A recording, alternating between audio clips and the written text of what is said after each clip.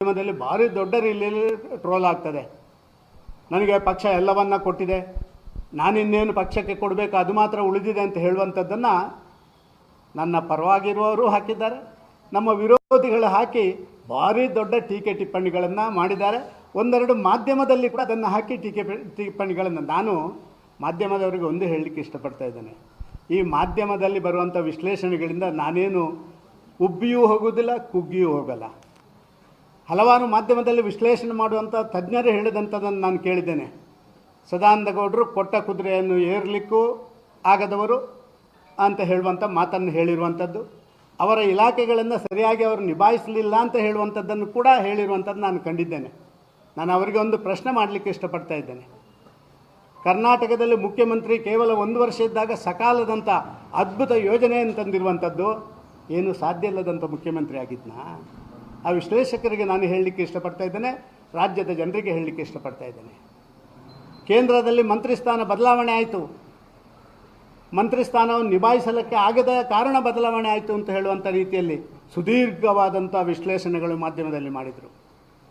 ಸ್ವಾಮಿ ಕೋವಿಡ್ನ ನಂತರ ಕೂಡ ನೀತಿ ಆಯೋಗ ವಿಶ್ಲೇಷಣೆ ಮಾಡಿದಾಗ ನಾನು ಯಾವ 2 ಇಲಾಖೆಗಳನ್ನು ಹೊಂದಿದ್ನಾ ಅದು ಫಾರ್ಮಾ ಮತ್ತು ಫರ್ಟಿಲೈಸರ್ 2 ಇಲಾಖೆ 2 ಮತ್ತು 3ನೇ ಸ್ಥಾನದಲ್ಲಿ ಬಂದಿರುವಂಥದ್ದು ದಾಖಲೆ.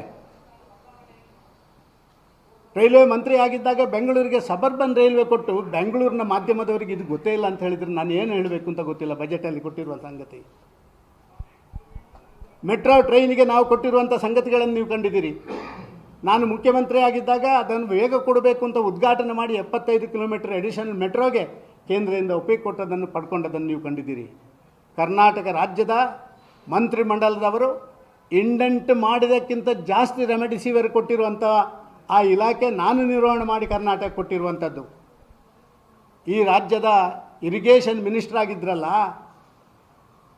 ಕಾಂಗ್ರೆಸ್ನ ಪಾಟೀಲ್ರು, ಅವರು ಇದ್ದಾಗ ಕೃಷ್ಣ ಮತ್ತು ಕಾವೇರಿ ಇಶ್ಯೂಗಳು ಬಂದಾಗ ಸನ್ಮಾನ್ಯ ಬಸವರಾಜ ಬೊಮ್ಮಾಯಿ ಮತ್ತು ಜಗದೀಶ್ ಶೆಟ್ಟರನ್ನು ಕರ್ಕೊಂಡವರು ಬಂದಾಗ ರಾತ್ರಿ 2 ಗಂಟೆಗೆ ಅಡಿಷನಲ್ ಸಾಲಿಸಿಟರ್ ಜನರಲನ್ನು ಕರ್ಕೊಂಡು ಬಂದು ನಮ್ಮ ರಾಜ್ಯದ ಪರವಾಗಿ ಅಫಿಡವಿಟ್ ಹಾಕಿಸಿದ್ದು ಅದು ಬೇರೆ ಯಾವ ಲಾ ಮಿನಿಸ್ಟರ್ ಅಲ್ಲ, ಅದು ಸದಾನಂದ ಗೌಡ ಲಾ ಮಿನಿಸ್ಟರ್ ಆದಾಗ. ಇದನ್ನು ತಿಳ್ಕೊಳ್ಬೇಕು ನಮ್ಮವರು. ಮಾಧ್ಯಮದ ಮಿತ್ರರಿಗೂ ನಾನು ಖಾರವಾಗಿ ಹೇಳಲಿಕ್ಕೆ ಇಚ್ಛೆಪಡ್ತಾ ಇದ್ದೇನೆ, ವಿಶ್ಲೇಷಣೆ ಮಾಡುವಾಗ ಕೇವಲ ಬ್ರೇಕಿಂಗ್ ನ್ಯೂಸ್ಗಳು ಮತ್ತು ಅಪ್ರಬುದ್ಧ ವಿಶ್ಲೇಷಣೆಗಳು ಮಾತ್ರ ಎಲ್ಲದಕ್ಕೂ ಒಂದು ಉತ್ತರ ಅಂತ ತಿಳ್ಕೊಳ್ಳುವಂಥದ್ದನ್ನು ಯಾರು ಮಾಡಿದ್ದಾರೋ ಅವರಿಗೆ ಮಾತ್ರ ಹೇಳ್ತೇನೆ, ಬೇರೆಯವರಿಗೆ ನಾನು ಹೇಳಲಿಕ್ಕೆ ಇಚ್ಛೆಪಡೋದಿಲ್ಲ. ನನಗೆ ಗೊತ್ತು ಇದನ್ನೆಲ್ಲ ನೀವು ಯಾರು ಹಾಕಲ್ಲ, ನಿಮಗೆ ಅದು ಇಂಪಾರ್ಟೆಂಟೇ ಅಲ್ಲ. ಇವತ್ತು ನನಗೆ ಗೊತ್ತಿದೆ. 2ನೇ ಪ್ರಶ್ನೆಗೆ ನಾನು ಬರ್ತೇನೆ. ರಾಜ್ಯದಲ್ಲಿ ಮೋದಿ ಪರವಾದಂಥ ಒಂದು ವಾತಾವರಣ ಸೃಷ್ಟಿಯಾಗಬೇಕು, ಇದು ನನ್ನ ಉದ್ದೇಶ. ಈ ದೇಶಕ್ಕೆ ಮತ್ತೊಮ್ಮೆ ಮೋದಿಯವರು ಪ್ರಧಾನಮಂತ್ರಿ ಆಗಲೇಬೇಕು, ಅವರೊಬ್ಬ ಪರಿವರ್ತನೆಯ ಹರಿಕಾರ. ಭಾರತ ದೇಶವನ್ನು ಸ್ವಾತಂತ್ರ್ಯ ನಂತರದ ಕಳೆದ 10 ವರ್ಷಗಳಲ್ಲಿ ಮಾಡಿದಂಥ ಪರಿವರ್ತನೆ ಅದಕ್ಕೆ ಇನ್ನಷ್ಟು ವೇಗ ಸಿಕ್ಕಬೇಕು ಅಂತ ಹೇಳುವಂಥದ್ದು ಅದು ನನ್ನ ಮನಸ್ಸಿನ ಭಾವನೆ. ಆದ ಕಾರಣ ದೇಶದಲ್ಲಿ ಮತ್ತೊಮ್ಮೆ ಪ್ರಧಾನಮಂತ್ರಿ ನರೇಂದ್ರ ಮೋದಿಯವರು ಆಗಲೇಬೇಕು.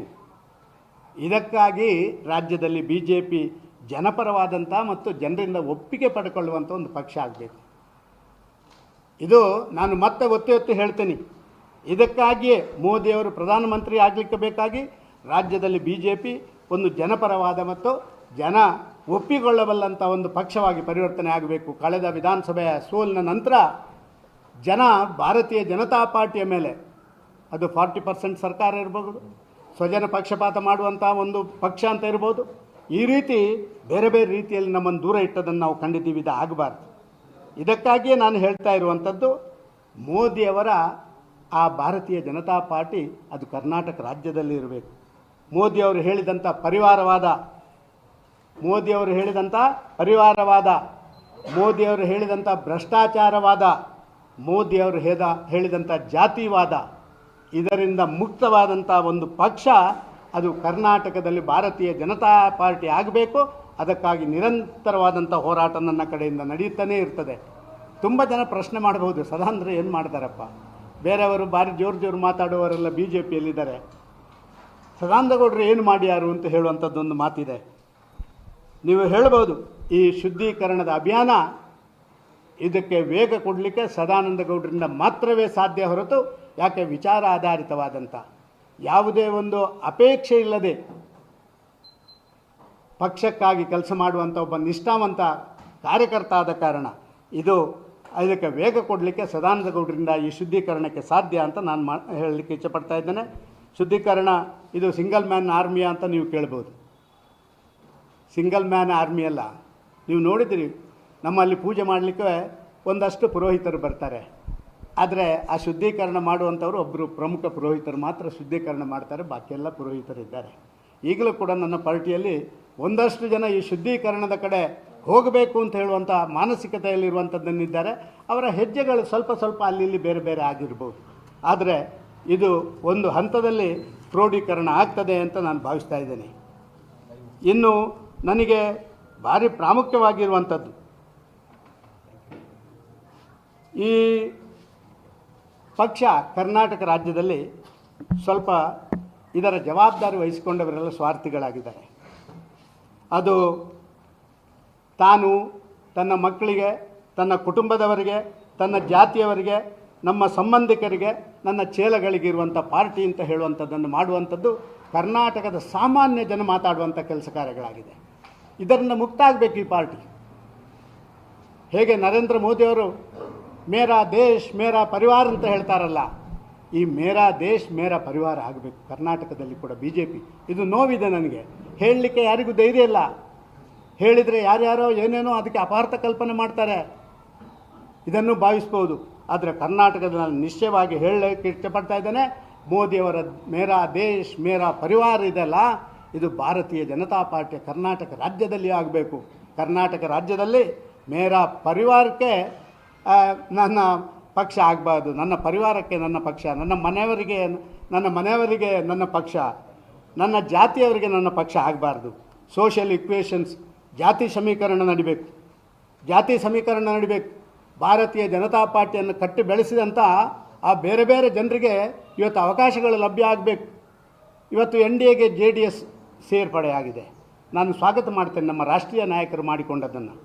ಆದರೆ JDS ಅನ್ನೇ ಒಂದು ಆ ಸೋಷಿಯಲ್ ಇಕ್ವೇಷನ್ ಆಗಿದೆ, ಜಾಸ್ತಿ ಸಮೀಕರಣ ಆಗಿದೆ ಅಂತ ಹೇಳಿ ಭಾರತೀಯ ಜನತಾ ಪಾರ್ಟಿಗೆ ಹಲವು ವರ್ಷದಿಂದ ತಮ್ಮೆಲ್ಲವನ್ನು ತೆಗೆದಂಥವರನ್ನು ಬೇರೆ ಬೇರೆ ಕಡೆಗಳಲ್ಲಿ ಅವಗಣನೆ ಮಾಡ್ತಾ ಇರುವಂಥದ್ದು, ಇದು ಪಕ್ಷಕ್ಕೂ ಮಾರಕ ಮತ್ತು ರಾಜಕಾರಣಕ್ಕೂ ಇದು ಮಾರಕ ಅಂತ ನಾನು ಭಾವಿಸ್ತಾ ಇದ್ದೇನೆ. ಇದಾಗಬಾರ್ದು. ಡಿಕ್ಟೇಟೋರಿಯಲ್ ಆ್ಯಟಿಟ್ಯೂಡ್ ಯಾವತ್ತೂ ಸಾರ್ವಜನಿಕ ವ್ಯವಸ್ಥೆಗೆ ಶೋಭೆ ತರಲ್ಲ. ರಾಜಕಾರಣಕ್ಕೆ ಡಿಕ್ಟೇಟೋರಿಯಲ್ ಆ್ಯಟಿಟ್ಯೂಡ್ ಶೋಭೆ ತರಲ್ಲ. ಇದು ಇವತ್ತು ಕರ್ನಾಟಕದ BJPಯಲ್ಲಿರುವಂಥದ್ದು. ನಾನು ಎಲ್ಲ ನನ್ನ ಆರ್ಗ್ಯುಮೆಂಟ್ಗಳನ್ನು ಕರ್ನಾಟಕದ BJPಗೆ ಸೀಮಿತವಾಗಿ ಮಾಡ್ತಾ ಇದ್ದೀನಿ.